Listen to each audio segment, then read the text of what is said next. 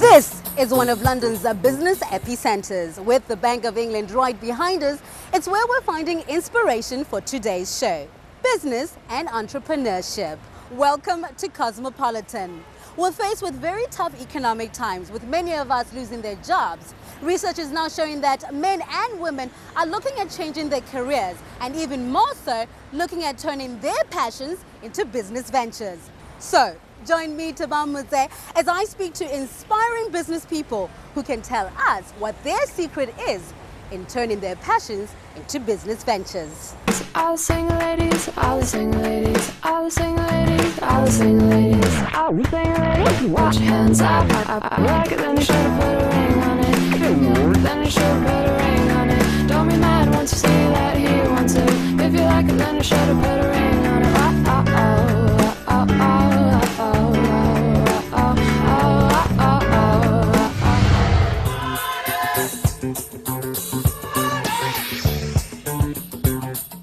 With just 3 weeks left till the end of the year, here at Cosmo, we thought we should encourage you to start your 2011 with something more interesting: starting your own business.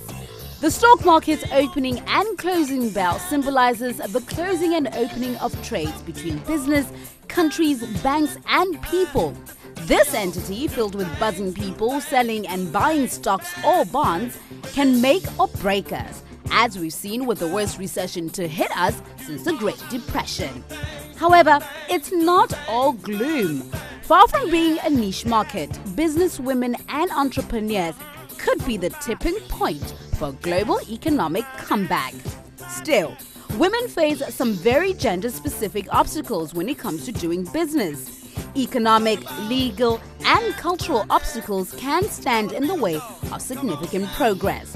But with role models such as Oprah Winfrey, Beyonce, and other business and women entrepreneurs, there is much hope for all of us. Today, I want to inspire you and hopefully encourage you to take your passion and turn it into a business venture. Talk to any black woman and they'll tell you that their hair is very important, and the business of hair is not new to African women. As black women, we love to gather at our beauty parlors for everything from straightening to socializing. It's true that hair isn't just what sits atop your head. For people like Karine, hair is a passion turned into a vocation. Karine had the opportunity to stay in Canada, England, and the United States, and while in America, she discovered the incredible technique of lace wigs, a technique used on celebrity hairstyles like Tyra Banks, Rihanna, and Jada Pinkett Smith. After spending years mastering the technique, she opened her own salon and created her own unique brand. While visiting in London, I quickly made an appointment with her and got the skinny on how she turned out to be one of Paris's most sought-after hairdressers. Now, my first question to you is, how did you get into the beauty industry business? I'm a woman like any other woman. I like to take care of myself. I like to style my hair, be smart. Since I was young, I've always been interested in hairstyles. I've been to the UK plenty of times to discover the latest hair trends. And 10 years ago, I went to the US and discovered this technique of lace wigs in hair salons. I bought some for myself and for my friends and family. And with time, I mastered the technique, eventually leading me to develop my own brand. What makes you so unique? It's a question of passion. I love what I do. I just want to share what I've learned with women, and sometimes I see a woman in the streets and I just want to say, come to me. I have a secret to make you look more beautiful, sexier in order to seduce your man or to find work. I'm a perfectionist and I can be hard on my team. I really do my very best for the lace wig to be perfect and look natural. We have clients from Belgium, Germany, and even the US, so we're popular, and this is thanks to the high quality we provide and the love we put in our work. You're like the L'Oreal for black people. I love it. I hope so. I love it when people say they found their passion and turned it into a business. Tell us how you found that passion and turned it into a business. But my passion propelled me forward. I was doing hair at home for my relatives, and very often some people were stopping me to ask, "Who did your hair?" And then I understood it could become a good business. But you must understand this. I spent 2 years training myself to be comfortable. I used to put sticky tape of the hair on my hand to try and perfect the process. And then I had to think about budget, how was I going to pay my staff, the machines. It wasn't easy.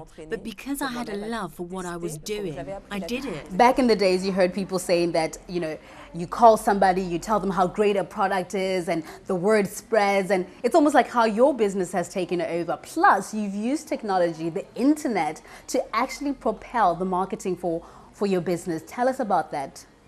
The internet is very important for promotion, and of course, so is word of mouth. So we've created a brand called Soyez Sublime, meaning be gorgeous. Most of the clients can buy lace wigs from Asia, India, or US. I've decided to bring a new innovation, so I created my brand without the sticky tape to hold the lace together. And finally, some tips for some of the women who will be watching today who will find inspiration from you as a businesswoman. What would you say to them in terms of them wanting to start their own businesses? My advice when it comes to starting your own business is to try and find something you love to do. If it's not the case, you'll feel like giving up, and that's why you have to make sure that you love what you do. You need to be able to organize yourself, select the workspace, contact relevant people, and finally, you need to be innovative, and for that, you need to travel, because traveling makes you open your eyes. So in simple terms, my advice is have passion, organization, and think outside of the box. So looking at the future now, where do you see yourself in, say, 5, 10 years, and your business, of course? In the next 5 years, it's to keep the business growing and to be able to distribute my products in France and in the US, or even here in the UK. Now, on Cosmo, I don't just sit around and just let life go by. I actually want to immerse myself in every topic we're talking about. And seeing that you're an hair expert, I hear you're going to test out a few lace wigs on me? Well, it's true. Just because you're opening a hair salon doesn't mean that you're going to succeed. You need the tools to make sure that you're a professional and that you keep the customers coming back. But for a product like lace wigs, how do you make sure that the customers keep coming back? Well, you buy from the best. The most popular hair for human hair lace wigs is Indian Remy for its texture that easily matches that of most women. Karine says the reason her hair is so popular is because she aims to please her customers 110%. Word of mouth is key in this business, and you're only as good as your last hairstyle. So far, I was just happy to learn that I could change my hairstyle in just 15 minutes. Thank goodness for the pioneering efforts of such hairdressers. Now you never had to have a bad hair day.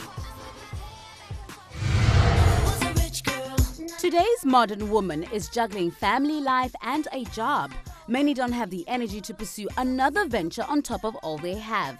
That being said, our second businesswoman found support in her local council, enrolling for a business course to start her own business, making her truly a superwoman.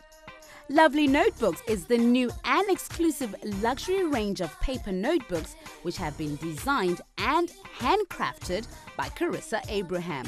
Her lovely notebooks are made from the finest luxury printed fabrics. Each notebook is finished off with a complimentary satin ribbon, and with Carissa adding her own unique design and touch in every notebook. Now, married with 2 kids, she tells us how she juggles family life and a thriving business. So many times we hear business people saying, take your passion and turn it into a business venture. And it sounds so easy. How did you manage to actually do it? Take that passion of yours and turn it into a business. Start your own business. I'm not going to say it's easy. It is quite a lot of work. It's very challenging, demanding. You need to be focused and determined. I decided to do it because it's my passion. I decided to do it because it's something that I've always wanted to do on my own. I want to grow my own business. I want to start my own enterprise and, just do my own thing really. So, we're facing tough economic times at the moment, and a lot of us want to bring in extra money in the home. So going out and getting a new career requires you to go to school perhaps, or get those courses that can help you propel you into that new career. So the question is to you then, did you have to go back to school, or did you have mentors who helped you? I attended business classes. In my local government, they do like business startup courses, and I did an evening class where it was talking about business starting up, marketing, advertising, business plans, making sure you speak to the right people. One thing that I would probably recommend in any type of business when you're starting up is to network. Attend as many networking events as you can. I think a lot of my clientele, a lot of my businesses have been achieved through networking. You swap business cards, you talk to people, you meet a lot of like-minded people, and I feel that if you network, you'll start to see your business start to expand slowly, but definitely network. That's where I would probably start from.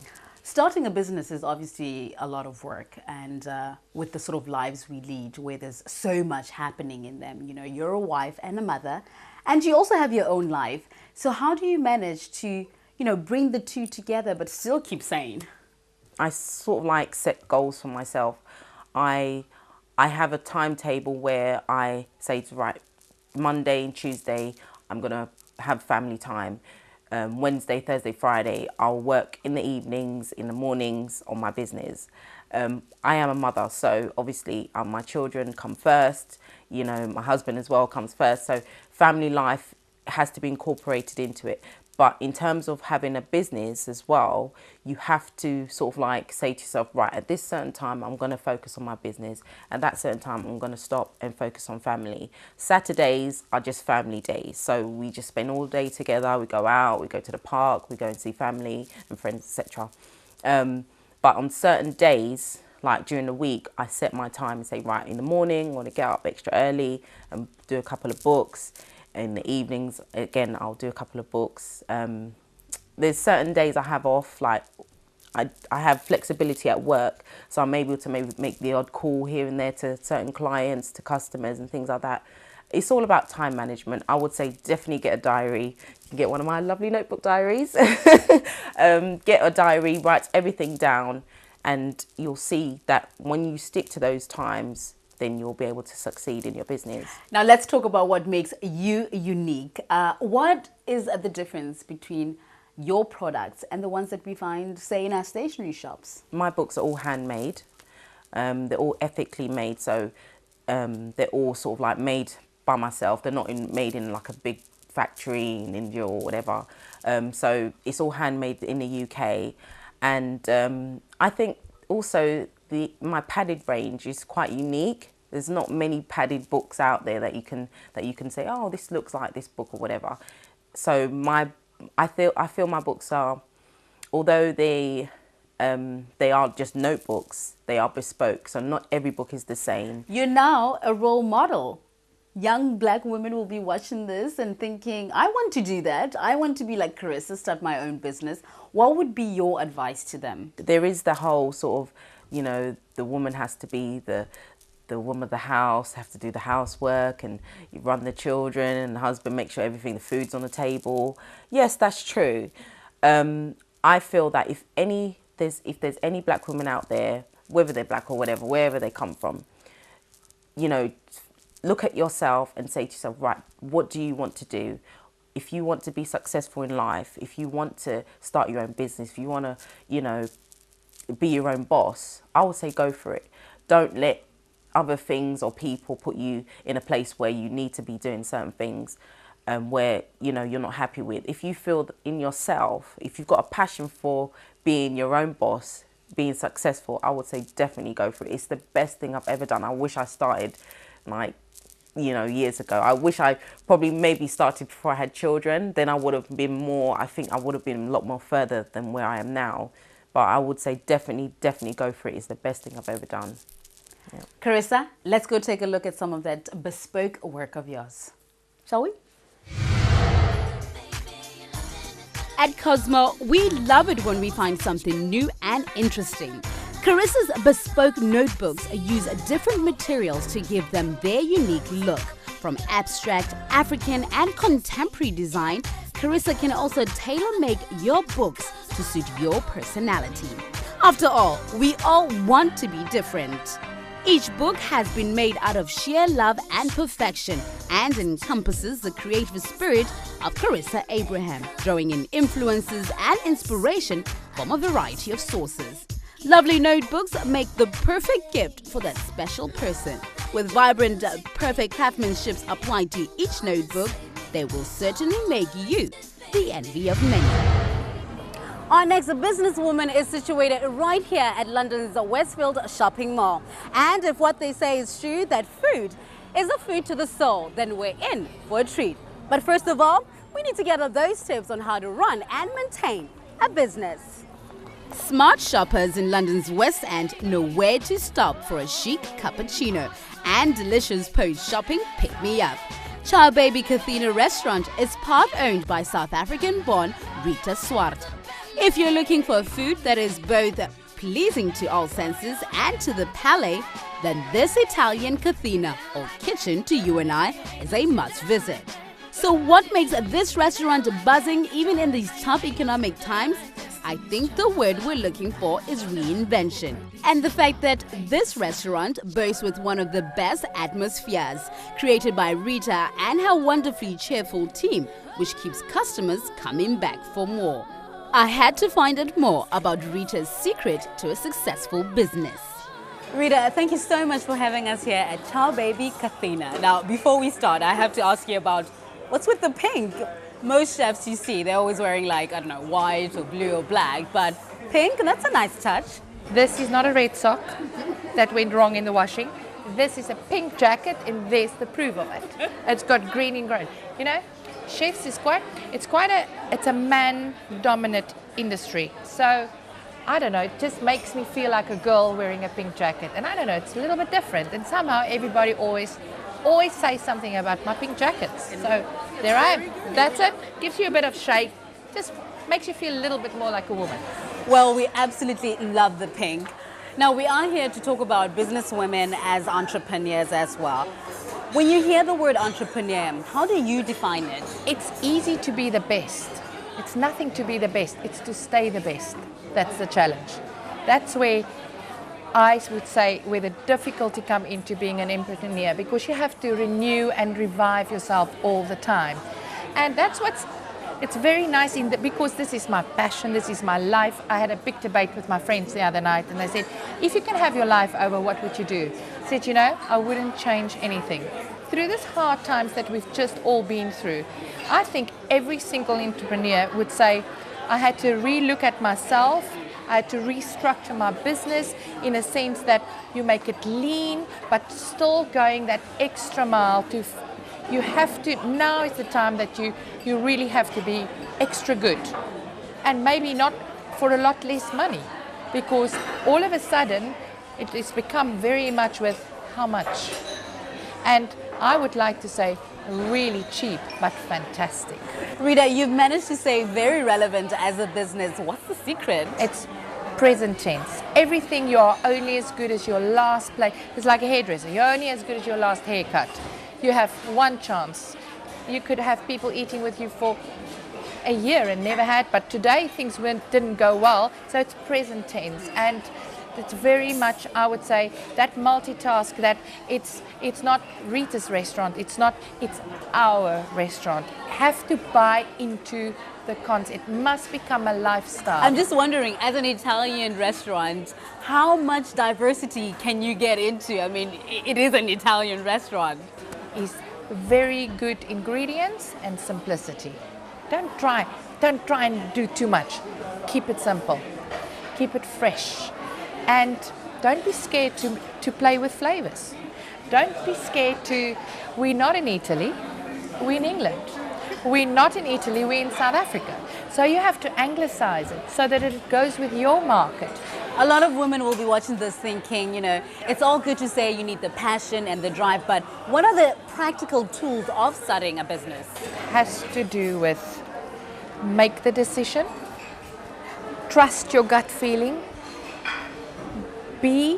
Ask advice, get good legal advice, get good financial advice, so that you understand. Don't first make the mistakes and then go legal and financial. Make sure you have, because your accountant and your solicitor, they are your partners that is going to guide you. Before you sign a lease, make sure that you know what you're signing for. Before you spend the money, make sure when you sell your product, and I'm talking really general, make sure that the engineering of your product that you are offering is going to work. That, to me, that I've just put a new menu in, and my engineering, I keep on thinking, wow, this really, but I put a lot of thought and a lot of work into it, and it works because, you know, you need to capture as many, well, depends on where you are. If you want to capture the little triangle on top, that's a very tough market. If you want to capture the bottom end or the bigger part of the triangle, you must be able to offer a large variety that's going to be attracted to a lot of people. So do it. Okay, I don't have kids or anything like that, but I think if you are an organized person, you can do it. We can do it. We can do it. Women has got substance. Well, we definitely love that. But more importantly, we want you to give our viewers who will be watching today your tips about starting your own business. I'm going to sum it up in one line. Hard work. Work smart, but work hard. Well, I'm not going to just sit around here and not be child baby-fied. Are you ready? Yeah? Shall we do it? Okay. Learning the art of running a business, especially a restaurant, has its highs and lows. A great metaphor demonstrated here by yours truly and Child Baby Kathina's chief pizza maker, Dominique. Not only did I learn the art to a perfect pizza base, but I also found out that this business thrives because of the trust that the top people have with the rest of the team. Now that's a top tip. If you take care of those who work with you, you will see their commitment reflected in their work and in return on the business.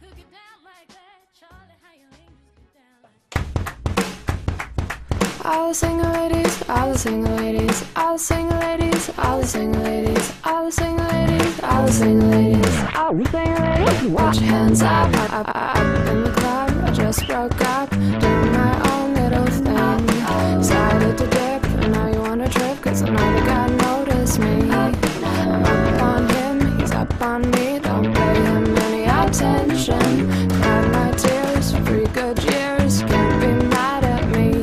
If you like it, then you should've put a ring on it. Then you should've put a ring on it. Don't be mad once you see